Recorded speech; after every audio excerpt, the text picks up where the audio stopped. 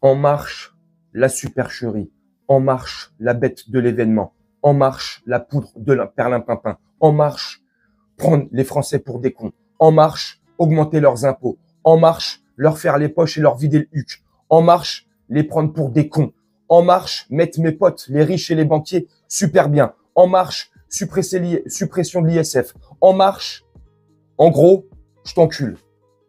Je suis violent, je suis vulgaire, mais pas aussi violent que cette politique menée par le prince Jupiter et son pote, son mec, son papa, qui tu veux, Jean-Brigitte Macron. En marche pour enculer et tondre les gens et les emmener vers une troisième.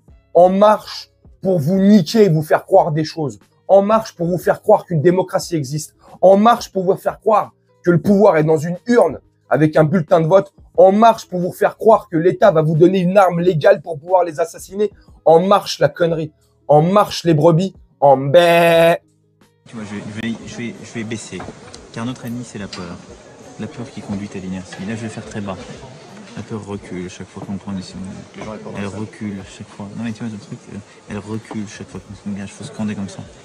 Nous n'avons pas peur. Tac, là, il faut mettre les ruptures de rythme. N'attaque pas trop. Si, là, il faut attaquer. Si, il faut scander. Le pire des trucs, c'est la monotonie. C'est pas que ce soit long et téléphrases, c'est ça un truc de prof, mais t'as raison, faut le faire aussi parce que Oui, je veux de la pédagogie.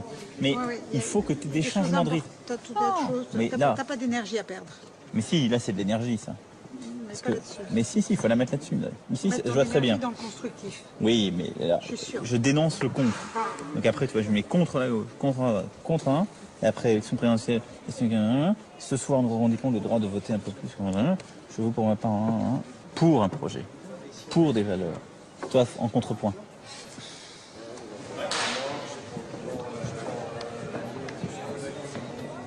Très bien. Ça l'arsène un peu là, c'est normal? Ok. Je fais 5 minutes, je suis bon. Ok, donc moi je montrais.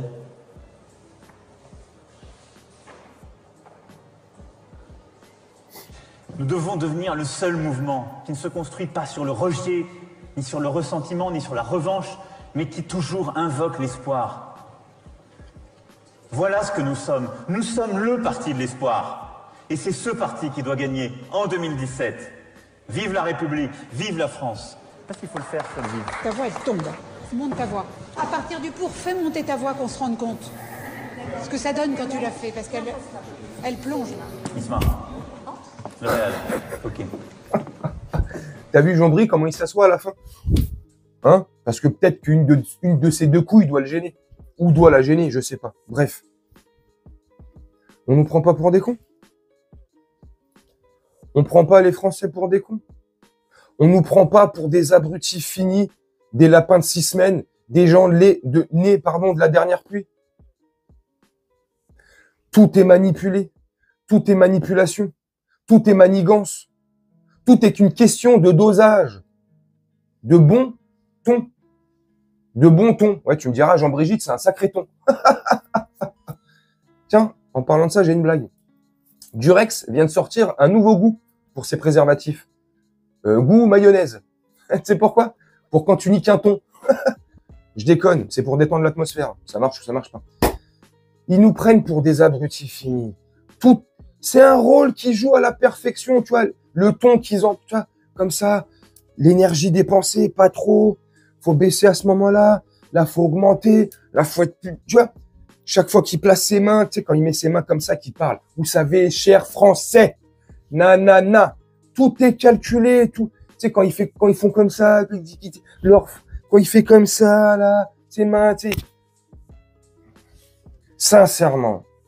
Mais franchement, je veux pas stigmatiser ou tomber ou critiquer ou envoyer des punchlines à ceux qui pensent encore qu'une démocratie existe en France ou dans le monde. Hein.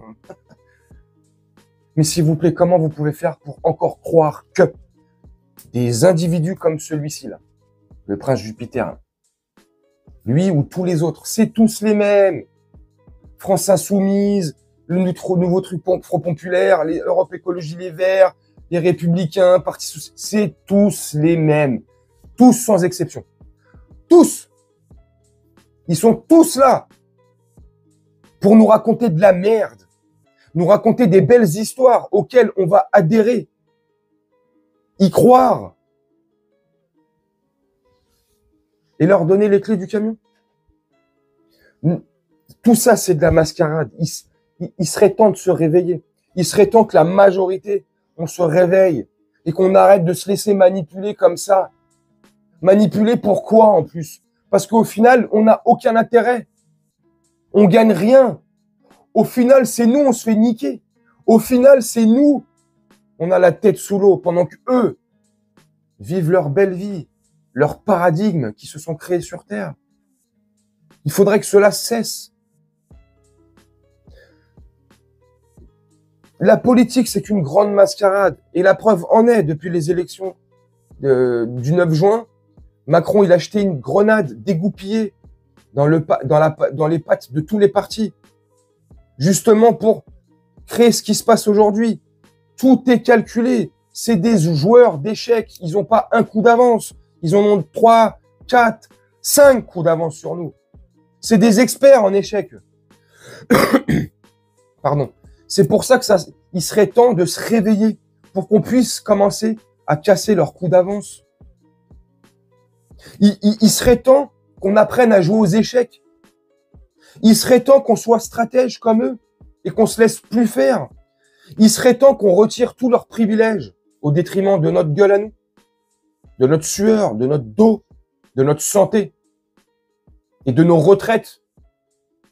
Pour certains, tu peux même pas en profiter. Je vais te raconter une anecdote et je te finis la vidéo là-dessus. J'ai un collègue, je le connaissais pas très bien, mais c'est un collègue de la ville de Paris, d'un autre atelier, dans un autre arrondissement. Moi, je suis dans le 20e arrondissement de Paris. Dans son atelier, avec ses chefs et ses collègues, ses anciens collègues, ils ont fêté son pot de départ parce que le collègue partait à la retraite. Ils ont fêté son pot de départ. Tu vois, là, t'en parlais, j'ai des frissons. Bref, ils fêtent le pot de départ. L'atelier ferme un tout petit peu plus tard que prévu. Ça doit fermer à 13h48. Ou c'était 13h42 à l'époque. Les horaires ont changé. Bref, tu t'en fous. Donc, ils ferment un peu plus tard l'atelier. Bref, petit coup. Pas plus que ça. Pas alcoolisé, rien. Petit jus, machin, petit four et tout. Sans alcool. Je te précise ça, mais ça n'a rien à... J'ai pas besoin de te le préciser, mais c'est pour te dire. Hein. Tac, il rentre chez lui.